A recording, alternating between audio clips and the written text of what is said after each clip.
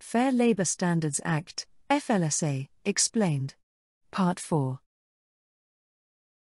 The FLSA requires employers to keep records on wages, hours, and other items, as specified in DOL record-keeping regulations.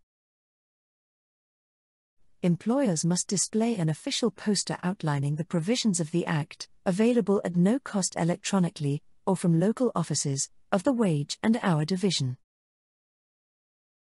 With respect to an employee subject to the minimum wage provisions, or both the minimum wage and overtime pay provisions, the following records must be kept.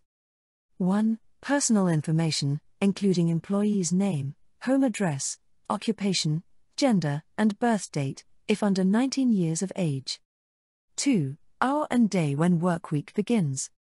3. Total hours worked each workday and each work week. 4. Total daily or weekly straight time earnings. 5. Regular hourly pay rate for any week when overtime is worked. 6. Total overtime pay for the work week. 7. Deductions from or additions to wages. 8. Total wages paid each pay period. 9. Date of payment and pay period covered. Records required for exempt employees differ from those for non-exempt workers. Special information is required for home workers, for employees working under uncommon pay arrangements, for employees to whom lodging or other facilities are furnished, and for employees receiving remedial education. How long should records be retained? Each employer shall preserve for at least 3 years, payroll records, collective bargaining agreements, sales and purchase records. Records on which wage computations are based should be retained for 2 years. These records must be open for inspection by the Wage and Hour Division's representatives, who may ask the employer to make extensions, computations, or transcriptions. The records may be kept at the place of employment or in a central records office. Underscore is a core element of the Fair Labor Standards Act, FLSA. A. Guaranteed employment. B. A qualified pension plan. C. The disability benefit. D. The record-keeping requirement. The answer is D. The record-keeping requirement is a core element of the FLSA. The other options are not elements of the FLSA. We have over 30 resourceful membership videos to enable success in the HR certification exams. PHR, SPHR, SHRM-CP, SHRM-SCP. Be sure to join the membership of this channel. Click on the Join button today. Which of the following statements is true, regarding requirements for nursing mothers, under the Fair Labor Standards Act, FLSA? A. Employers must continue to provide nursing breaks until the child is 2 years old. B. All employers are subject to the nursing mother's break time requirement. C. Employers must provide reasonable break time for an employee to express milk each time the employee has the need. D. Employers are required to compensate nursing mothers for breaks taken to express milk. The answer is C. Employers must provide reasonable break time for an employee to express milk each time the employee has the need. The Patient Protection and Affordable Care Act, PPCA, of 2010, amended Section 7 of the FLSA to provide a break time requirement for nursing mothers. Employers are required to provide reasonable break time for an employee to express breast milk for her nursing child for 1 year after the child's birth, each time such employee has need to express the milk. Employers are also required to provide a place, other than a bathroom, that is shielded from view and free from intrusion from co-workers and the public, which may be used by an employee to express breast milk. The FLSA requirement of break time for nursing mothers to express breast milk does not preempt state laws that provide greater protections to employees, for example, providing compensated break time, providing break time for exempt employees, or providing break time beyond 1 year after the child's birth.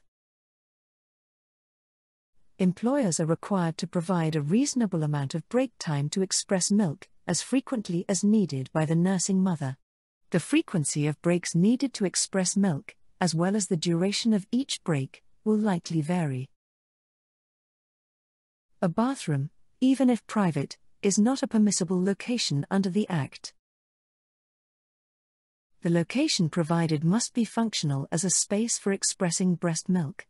If the space is not dedicated to the nursing mother's use, it must be available when needed in order to meet the statutory requirement. A space temporarily created or converted into a space for expressing milk, or made available when needed by the nursing mother, is sufficient, provided that the space is shielded from view, and free from any intrusion from co-workers and the public.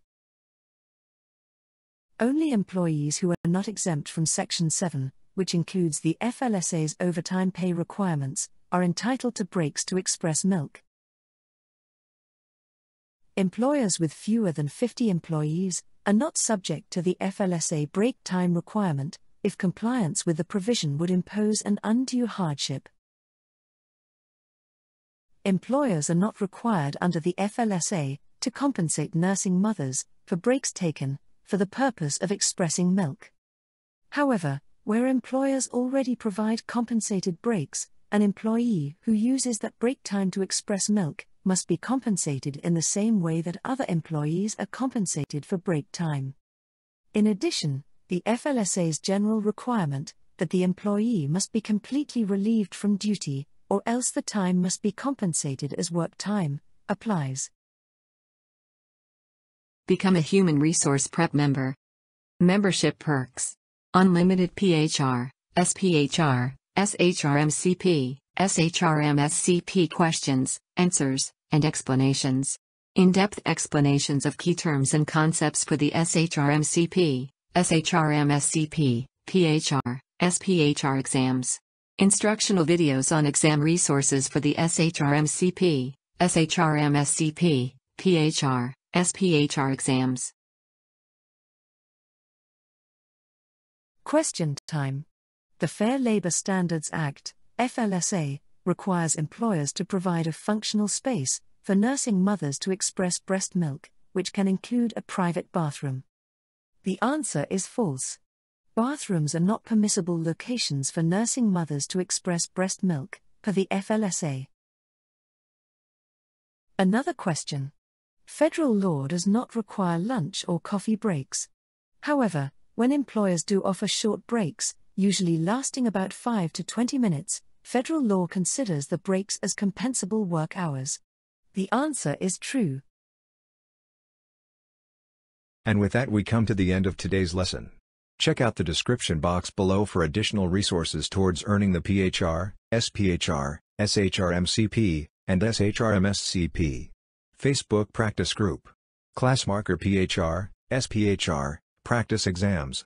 Books on Amazon. Teachable PHR, SPHR online course. Remember to subscribe and like this video.